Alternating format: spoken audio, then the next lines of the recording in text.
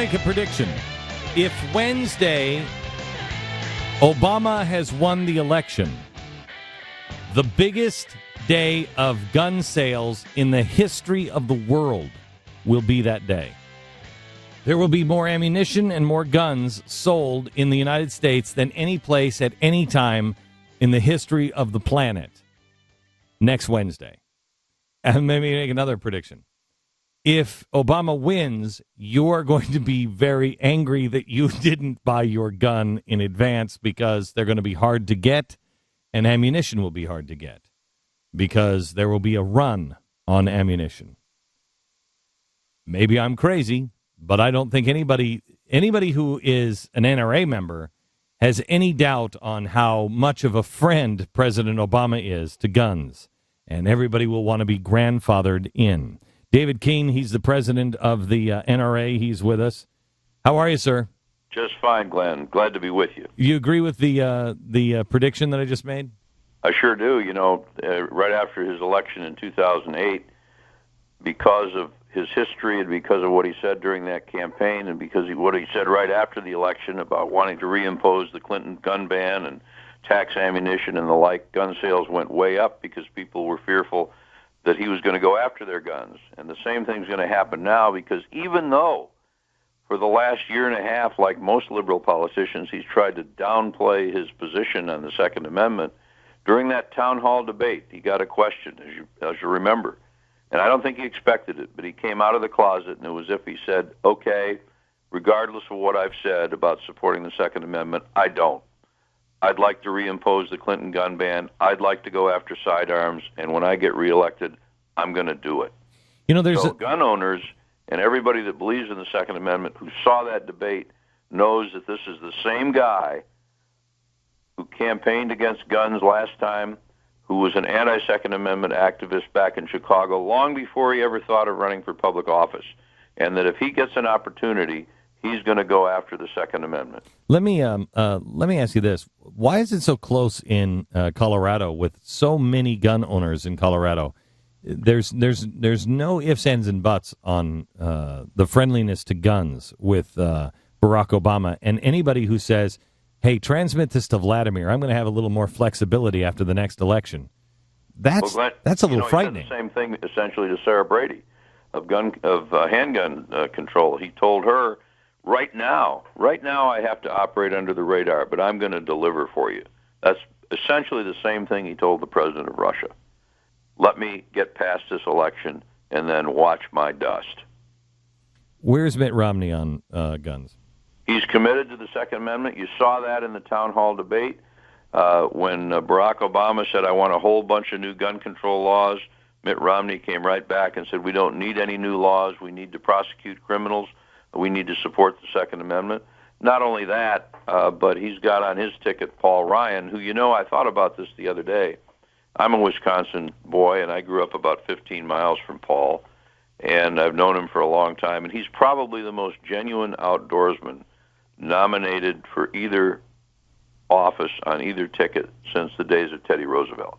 I mean, this is a ticket that'll be good on the Second Amendment, and I think will be very good in terms of expanding the outdoor opportunities and the hunting opportunities and sporting opportunities for the American people. So I think there's absolutely no choice for anybody who's interested in the shooting sports, for anybody who supports the Second Amendment, or for anybody who's interested in being active in the outdoors. Yeah, I know. I mean, I know everybody makes the, outdoor and the hunter, claim, but that's not why the founders put that in there. No, it is not. It's not the reason. Yeah. That was put in there, as George Washington said at the time, a free people ought to be armed.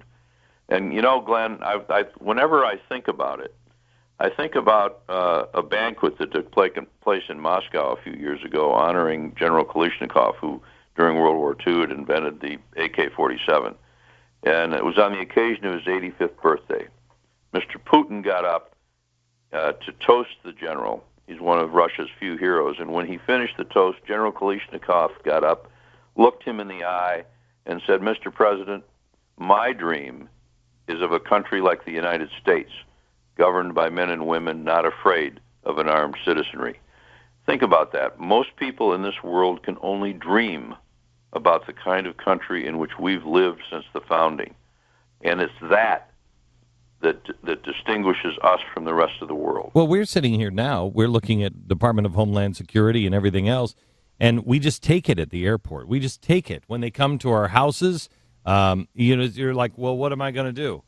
Because they've lost their fear of the American people. And the more you regulate guns, the more the first thing that happens is what's happening now. We disconnect from the Constitution. We don't know our rights. We don't stand up for our rights. We don't even talk about our rights. We talk more about our rights than our responsibilities, and we've lost the founders' understanding of the Constitution. But the other thing is carrying a gun. Having a gun makes the government fearful of its citizens, as it should be. Well, that's what the battle about the Second Amendment is really about, Glenn. It's not about crime. If it were about crime, then the folks who are anti-gun would look at the empirical evidence of, for example, the fact that in every jurisdiction that has allowed concealed carry, violent crime has dropped. Well, yeah, they would realize that in those jurisdictions where guns are restricted, what they've done is they've disarmed victims and allowed predators free reign, Chicago being a great example. But it's not about guns. It's not about crime. It's about the values that the Second Amendment and an armed citizenry represent to a government that does not believe people should have the freedom to make their own decisions. That's what it's about. We have a real split in America. I mean, it's amazing how half of America is going one way, or I'd say even a third of America is going one way, and the remaining part of America is going the other way. Today in Oklahoma, I think it's today, you can now carry it openly. Now it's not concealed carry anymore. You can wear it on your hip in Oklahoma. Well, there are a number of states where that's legal, but 49 states allow concealed carry of one form or another. Barack Obama has said in the past that he favors a federal law that would ban concealed carry in all 50 states, including the 49 that now have it. I don't know about the other 7 that he has in his mind. Wait, you mean that he's for the holster? No, he's not for the guns. Because I'm okay with that, too. This is a guy who has said in the past, Glenn, that he doesn't think any American citizen has the right to privately own a firearm. He supported legislation that would ban the possession, sale, and manufacture of handguns in the United States.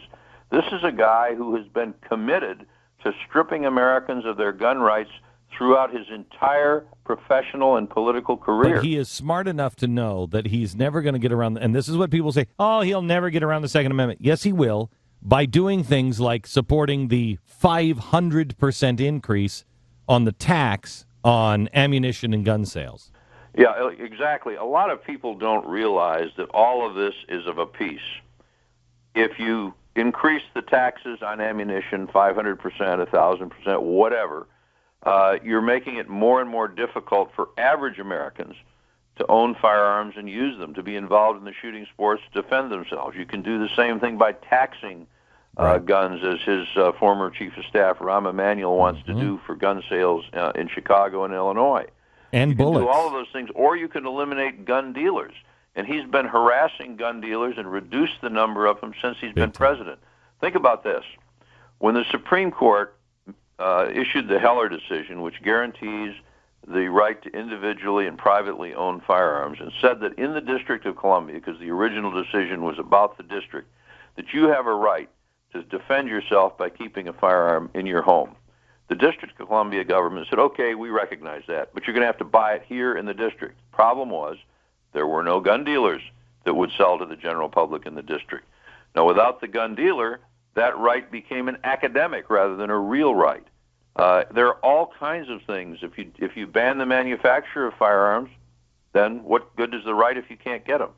In other words, there are more than a dozen ways, by bypassing the legislature, through regulatory harassment, through licensing, through executive orders, through a UN treaty, that the President of the United States, if he's hostile to the Second Amendment and has a government that follows his orders, can get at the Second Amendment. And this is a guy who, if he can, will do just that. David Keene, president of the NRA, thanks for being on it. Thanks for all of your hard work in this election season. And thank you. You bet. The NRA has done an awful lot and trying to get the word out because the Second Amendment is up for grabs. If this guy gets on again, mark my words, you better be at the gun store first thing on Wednesday if you want to be able to get one, because they're going to fly off the shelves.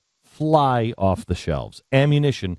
And as he continues his second term with more latitude, you will find things harder and harder to get. If you're smart, you might want to do it this week.